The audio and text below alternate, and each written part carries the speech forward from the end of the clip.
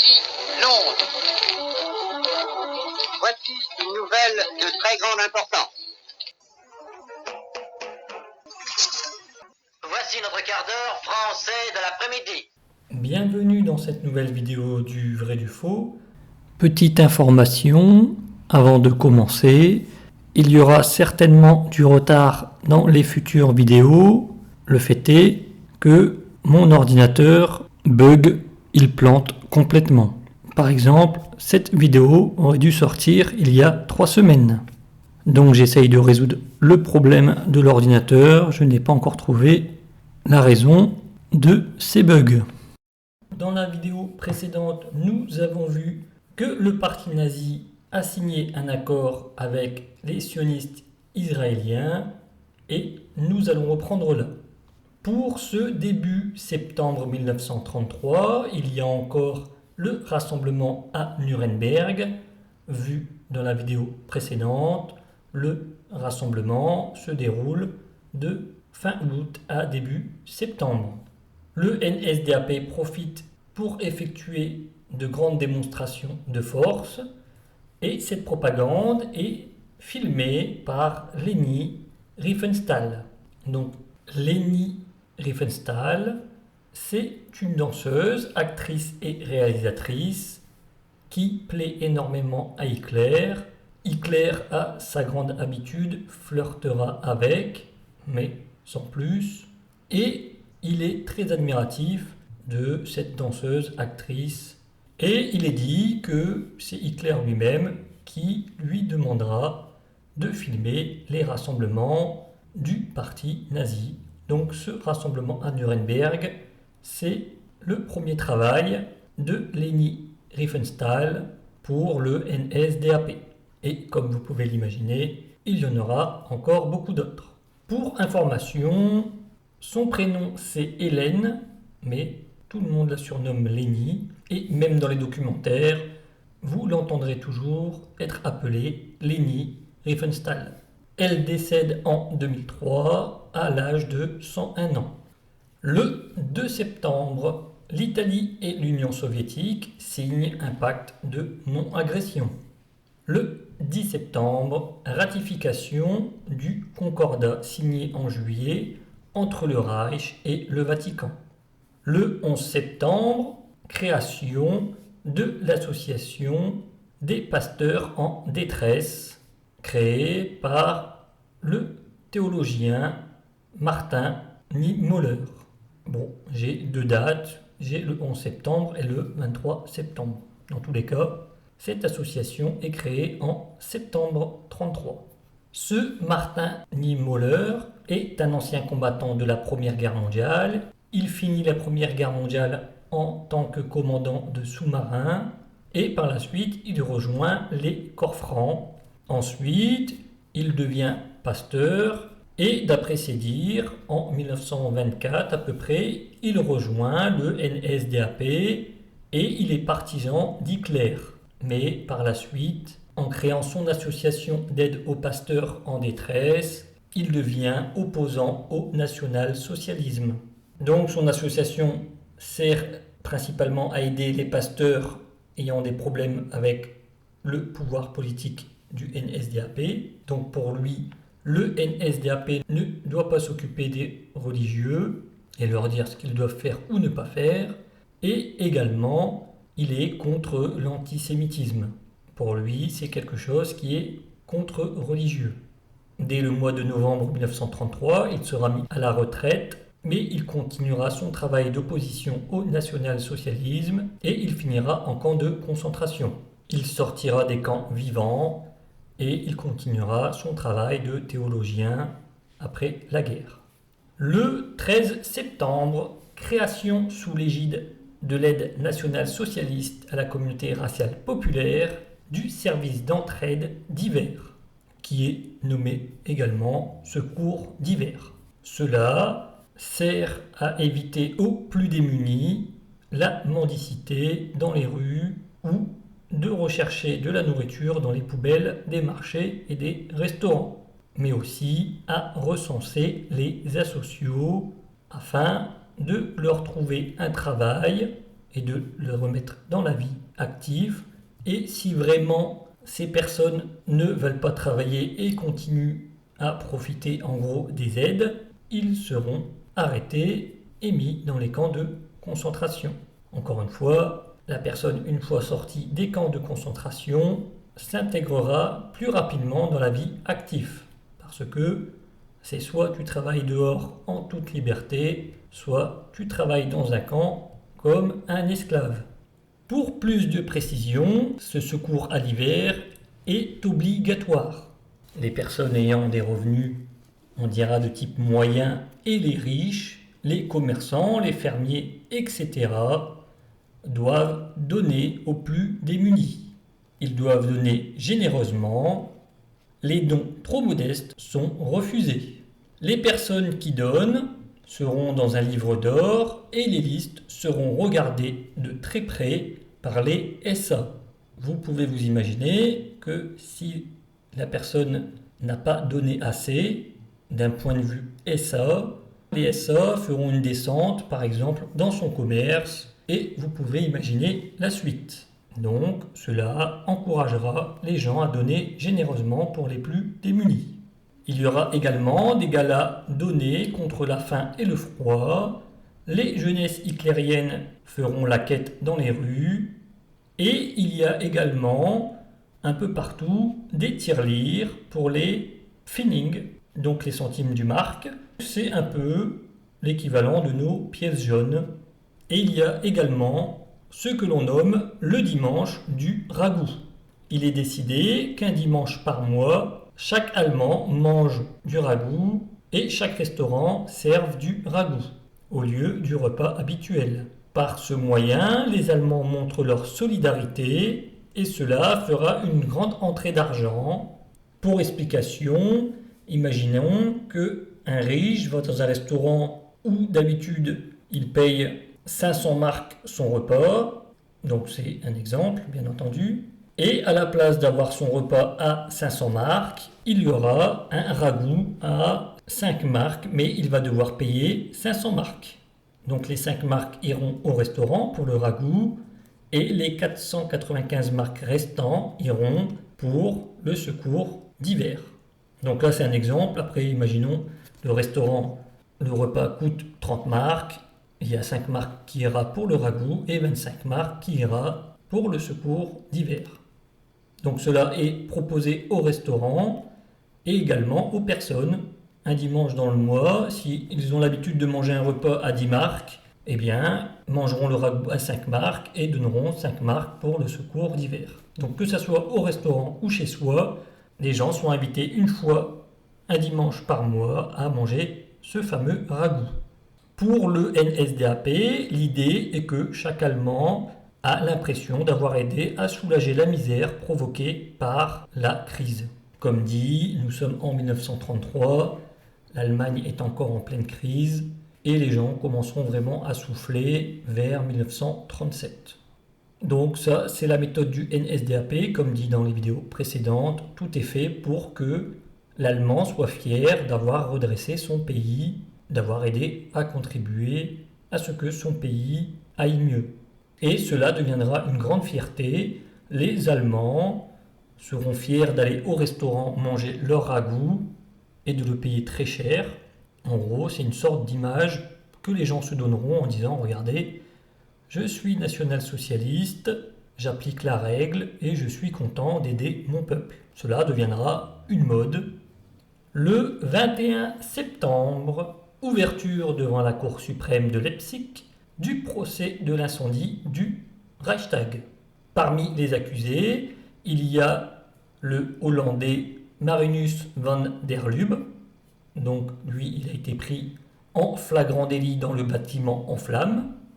Le président du groupe parlementaire communiste Ernst Torgler, qui lui était arrivé en disant en gros « ce n'est pas la faute des communistes », mais il a été arrêté. Le Bulgare Georgi Dimitrov, ainsi que Blagoy Popov et Vassil Tanev. Lors de ce procès, ont été conviés une centaine de correspondants de presse et le procès est radiodiffusé. Le NSDAP espère une condamnation mondiale du communisme et une accréditation du Troisième Reich en tant que gendarme européen contre le péril rouge. Donc, pour le déroulement du procès, cela va être plutôt folklorique. Au début, cela se passera plutôt bien pour le parti nazi, pour le gouvernement qui attaque les communistes. Göring prendra même la parole, mais à cette époque, l'accusé est autorisé à poser des questions aux témoins. Donc, vous allez avoir un échange entre Dimitrov, qui est un proche de Staline, et Göring, qui est un proche d'Hitler. Bien que Göring est à l'aise et a bien préparé son dossier, il ne s'attend pas à être attaqué de la sorte par Dimitrov, qui est lui-même un bon orateur. Donc Dimitrov attaquera Göring sur le fait qu'il accuse immédiatement les communistes, sur le fait que justement la police n'a pas approfondi son enquête sur les mouvements de van der Lubbe, parce que d'après les témoins, van der Lubbe avait parlé avec deux SA dans une brasserie. Et Dimitrov dira également que l'Union soviétique et l'Allemagne ont des accords diplomatiques, etc. Dimitrov arrivera à faire énerver Göring, et Göring s'emportera et hurlera en brandissant le poing en disant « Foutez le camp, espèce de fripouille ». Et Göring rajoutera également « Attendez que je vous retrouve à l'extérieur de ce tribunal, espèce de canaille ».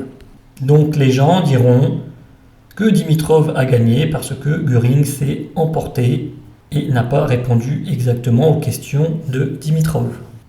Pour le jugement, van der Lubbe, la personne retrouvée dans le Reichstag en flammes, est condamné à mort et il sera exécuté. Torgler est acquitté, donc c'est le représentant des communistes en Allemagne, et il disparaîtra dans un camp de concentration. Et Dimitrov, Tanev et Popov sont acquittés et partiront pour Moscou. Pour information, je l'ai déjà dit précédemment dans d'autres vidéos, mais Dimitrov sera exfiltré d'Allemagne grâce à Pudzi et une espionne soviétique. Donc les questions à se poser, c'est pourquoi Pudzi a aidé Dimitrov à quitter l'Allemagne? Qu'est-ce qu'il a gagné dans cette histoire? Est-ce qu'il a vraiment joué quelque chose dans l'incendie du Reichstag? À savoir que des dignitaires nazis l'ont soupçonné d'être complice parce que ce soir-là, il devait manger avec Goebbels et Hitler et il est resté dans sa chambre et sa chambre donne directement sur le Reichstag. Donc plein de questions sans réponse, mais pour les historiens, ils ont fouillé après la guerre et il s'avère que les nazis ne sont pour rien dans l'incendie du Reichstag, mais ils ont profité de l'occasion pour en faire baver les communistes. Et nous avons une discussion entre Göring et Hitler lors d'un repas à la chancellerie, quelques jours plus tard, et Göring dira « La haute cour se comporte de façon scandaleuse, on croirait que c'est nous qui sommes jugés plutôt que les communistes. » Et Hitler répondra « Mein lieber Göring, ce n'est qu'une question de temps, de toute façon, ces types sont mûrs pour la retraite et nous mettrons nos propres gens à leur place. Mais tant que Hindenburg est en vie, nous n'y pouvons pas grand-chose. » Le 22 septembre, création de la Chambre culturelle du Reich, présidée par Joseph Goebbels, et tous les travailleurs de l'esprit doivent y adhérer. Donc cette chambre sera composée d'une chambre littéraire, d'une chambre de la presse, d'une chambre de la radiodiffusion, d'une chambre musicale, d'une chambre théâtrale, d'une chambre des beaux-arts et d'une chambre cinématographique. Donc la chambre culturelle du Reich enferme toutes les sphères de la vie culturelle dans le carcan du régime. Le 23 septembre, À Francfort, lancement effectif du programme autoritier, premier coup de pelle par Hitler. Donc dans les vidéos précédentes, j'ai parlé de ce programme. Cela a déjà commencé, donc le temps de ramener les ouvriers, les outils, programmer les chantiers, etc. Le premier coup de pelle commence le 23 septembre. Le 27 septembre, l'Église évangélique allemande soutient officiellement le régime nazi. Ludwig Müller devient évêque du Reich. Pour ce mois de septembre également, il y a 2 agressions d'Américains en Allemagne par des SA. La première, c'est un étudiant américain qui refuse de marquer le silence devant le drapeau nazi et se retrouve violenté par des SA. Et quelques jours après, c'est le tour d'un médecin américain qui est violenté pour la même chose. Vous me direz que ces histoires sont banales, les SA sont violents, mais là ce qui change, c'est que le parti nazi est au pouvoir et qu'il frappe des étrangers. Il faut dire aussi que les SA se lâchent et frappent également des Allemands de souche dits ariens. Pour vous donner un exemple, le chef de la Gestapo, donc la Gestapo, les grands méchants de l'histoire, eh bien leur chef est contre la violence des SA, contre les arrestations abusives et la détention abusive. Donc le fait que les SA molestent des étrangers fait que les ambassades des ressortissants molestés, donc là les États-Unis, eh bien ces ambassades se plaignent à Hindenburg, le président von Hindenburg, qui lui-même râle sur Hitler. Donc vous pouvez imaginer que von Hindenburg n'est pas content d'Hitler parce qu'il ne sait pas tenir les SA. Hitler, à son tour, en parle à Rome, qui est le chef de l'ASA, mais Rome ne fait rien. Il laisse les SA faire ce qu'ils veulent parce que Rome veut mettre la pression au gouvernement. Pour ce mois de septembre, Goebbels nous parle du congrès de Nuremberg. Il nous dit que tout est impressionnant, que Rudolf Hess parle bien, que Streicher est bon, et il nous dit que Wagner lit la proclamation de Hitler. Elle contient un exposé doctrinal et une violente attaque contre les Länder, surtout contre la Prusse, et Goebbels précise, il ne s'agit pas de conserver, mais de liquider. Il rajoute que le docteur Gross parle fort bien des problèmes raciaux, et il dit que Göring est très fade. Par la suite, Goebbels nous dit qu'il a une conversation avec Hitler, et il dit qu'il parle des problèmes culturels. Et par la suite, Goebbels rajoute que pour cette journée à Nuremberg, il y avait énormément de monde, aussi bien SA que jeunesse hitlérienne, qu'il y avait des tonnerres d'applaudissements et que Goebbels a dû s'enfuir dans une auto anonyme pour pouvoir passer parce que les gens voulaient lui serrer la main ou le voir. Et il rajoute que même dans son hôtel, il ne peut pas sortir en ville et il ne peut pas se mettre aux fenêtres parce qu'il finirait étouffé par les gens. Par la suite, il se retrouve de nouveau dans les tribunes avec Hitler et là, il dit que le défilé est grandiose et qu'il dure 4 heures. Il rajoute « Les acclamations finales sont impossibles à décrire.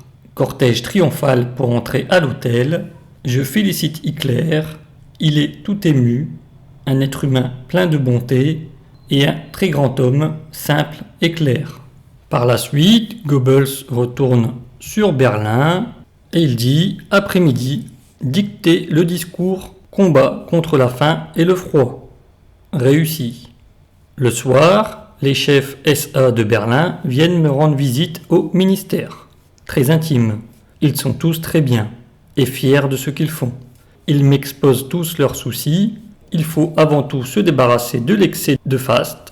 Le peuple ne comprend pas cela. Présentation du film sur Horst Wessel. À l'état brut, ce n'est pas une réalisation exceptionnelle. Les scènes de masse, surtout une bagarre de salle, sont très réussies. Sinon, trop artificielles et guindées. Et surtout, il faut virer les partisans de Stein. Et fin septembre, Goebbels nous dit qu'il prend l'avion jusqu'à Genève, qu'à son arrivée, toute la colonie allemande est là pour l'accueillir, une mer de photographes et de policiers. Et il rajoute « Mon arrivée à Genève fait forte impression ». Pour information, Goebbels est sur Genève pour aller à la Société des Nations. Il dit sur la Société des Nations « Déprimant, une assemblée de morts vivants, parlementarisme des nations, intéressant seulement pour les hommes qu'on y voit. Sir John Simon, ministre anglais des Affaires étrangères, imposant, mais un homme de routine. Paul Boncourt, poseur futile, français et écrivassier, aucune trempe.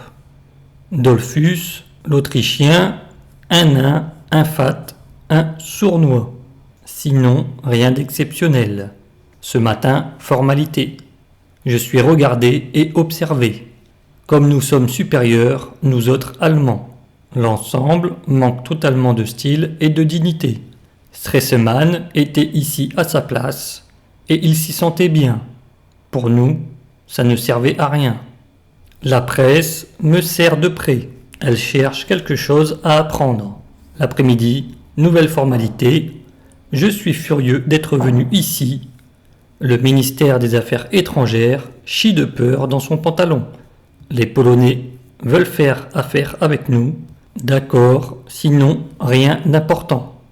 La presse est excellente pour moi. Je suis là en de bonnes mains.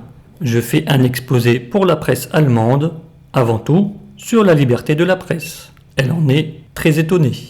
À midi, avec le colonel Beck, ministre des Affaires étrangères polonais.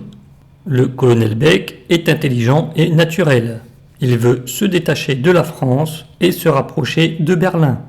Il a toute une série de soucis, mais sans gravité. On peut s'arranger avec la Pologne. Les fils seront renoués. Il faut commencer par l'économique pour arriver au politique. Beck est jeune et réceptif. Entre parenthèses, cette information est très importante. C'est vrai qu'au début de l'ère nazie, il y aura un très gros rapprochement entre l'Allemagne et la Pologne. Par la suite, il rajoute « Le conseiller fédéral suisse, Motta, il s'inquiète des incidents frontaliers, des interdictions de journaux et des appétits expansionnistes du national-socialisme. Je lui sors ses idées de la tête, il est entièrement satisfait. Le politicailleur petit bourgeois, mais toute la Suisse est ainsi. Italie, le ministre des Affaires étrangères Suvic, il est visiblement sous influence française. Il parle de guerre et de danger. L'Italie est un pays de sacro-égoïsmo. Il veut une Allemagne forte, mais pas trop forte. Il s'oppose totalement à nous sur la question autrichienne. Je voudrais bien discuter avec Dollfuss, lui aussi paraît s'adoucir. L'italien nous est hostile, mais il cherche à le cacher. Il parle idéologie, conception du monde et libéralisme. Mais je ne me laisse pas abuser. Conversation téléphonique avec Hitler. Il recommande la retenue. Il a parfaitement raison. Aujourd'hui, mercredi, la question du désarmement est au point mort. Vieille résistance française. Le comte Kania, ministre des Affaires étrangères de Hongrie, il arrive de Paris. Une véritable psychose de guerre règne là-bas. Paris cherche à torpiller le débat sur le désarmement. Nous devons nous maîtriser. Entre parenthèses, information intéressante également, dès que Hitler est arrivé au pouvoir, il y a vraiment eu cette psychose en France d'une guerre imminente. Il faut dire, les Allemands annoncent que par rapport au traité de Versailles, c'est tout le monde se désarme ou tout le monde s'arme. Mais il n'est pas possible que c'est seulement l'Allemagne qui se désarme et les autres nations s'arment comme des malades. N'oublions pas, le traité de Versailles, c'est pour tout le monde. Goebbels reprend « La Hollande soulève la question des émigrants. Nous allons faire connaître notre désintérêt pour le sujet. » Il rajoute « Rumeur d'attentat, mais rien de précis. » Dollfuss prend la parole. Donc Dollfuss, l'Autrichien, le petit bourgeois égaré dans la politique internationale. Il veut résoudre la question sociale avec le pape, encore plus insignifiant que je ne l'avais pensé. Un homme millimétrique. Applaudissements de toute l'assemblée. Voilà qui s'appelle se moquer de nous. Par la suite, il rajoute « Les exigences sont toujours les mêmes. L'Allemagne doit céder, la France a raison, nous nous défendons bec et ongle, il y a de l'ambiance. » Par la suite, avant de repartir en Allemagne, Goebbels dîne avec les politiciens des autres pays et il dit qu'il se concentre sur les Français. Donc il discute beaucoup avec le Français sur place et il dit que les Français ont très peur et qu'il n'arrive quasiment à rien. De retour en Allemagne, il discute avec Hitler. Hitler le félicite et lui fait des compliments. Et Goebbels rajoute « J'ai bien servi mon pays ». Résultat, Hitler doit traiter avec les Français directement et franchement, en tête à tête. Là est la solution. Donc voilà, cette vidéo est terminée. J'espère que vous avez appris des choses et je vous souhaite une bonne journée.